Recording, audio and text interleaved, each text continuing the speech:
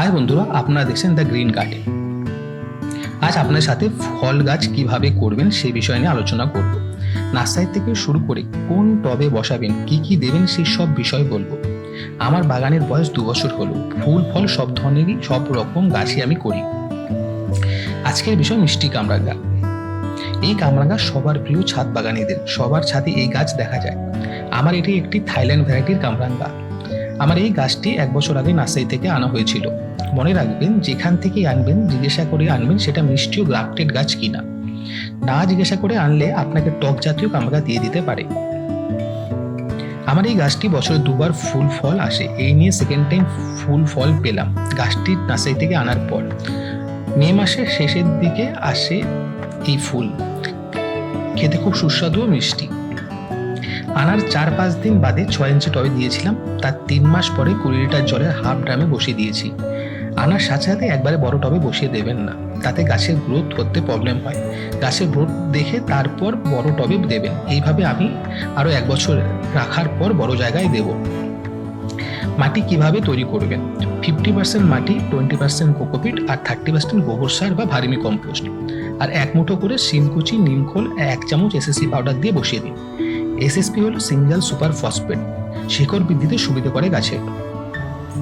খাবার দেবেন গাছে বসানোর 2 মাস পর থেকে। 15-20 দিন বাদে বাদে সর্ষের খোল ভেজানো জল, আর 3 মাসে একবার মিক্স খাবার। মিক্স খাবারে থাকবে ভার্মি কম্পোস্ট, সর্ষের খোল, হাড়ের গুঁড়ো, শিমকুচি, নিমখোল, বাদাম খোল। গাছের নিচের দিকে যে সাদা সাদা দেখছেন, এটি হলো চুন আর ফাঙ্গিসাইড পেস্ট। বর্ষাকালে এটি লাগিয়ে দিলে পোকামাকড় খুব কম ওঠে আর ফাঙ্গাস আক্রান্ত অনেকটাই কমে যাবে। একটি বাটিতে যে কোনো মুদিখানার দোকান থেকে খাবার চুন, যে কোনো ফাঙ্গিসাইড পেস্ট বানিয়ে ব্রাশ দিয়ে লাগিয়ে দিন গোড়া থেকে গ্রাফটের উপর অবধি। আমি সাফ ফাঙ্গিসাইড দিয়েছি।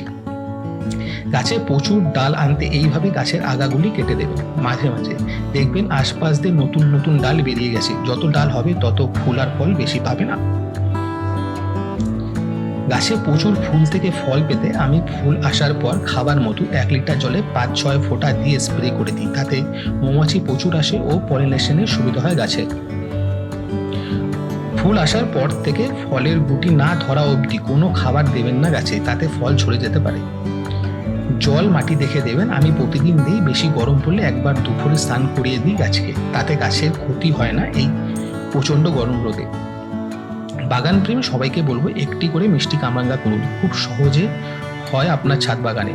আশা করি ভালো লাগলে ভিডিওটি সবার। আরও গাছ সম্বন্ধে জানতে দ্য গ্রিন গার্ডেন ইউটিউব চ্যানেলটিকে সাবস্ক্রাইব করে দিও। আর কারো যদি তার ছাদ বাগানের ভিডিওগুলো সবাইকে জানার সুযোগ করে দিতে চাও, তবে আমাদের যে কোনো একটি ভিডিওতে কমেন্ট করে জানাতে পারো। দ্য গ্রিন গার্ডেন পৌঁছে যাবে আপনার বাগানে। আজ এতটুকু থাকলো, আসছি নেক্সট ভিডিওতে অন্য কিছু নিয়ে। আরও ভালোবাসা দিয়ে চ্যানেলটিকে একটু ঘুরিয়ে দিও, তাহলে আরও নতুন কিছু গাছ নিয়ে ভিডিও করার আগ্রহ পাবো। তবে আজকে আসি বন্ধুরা।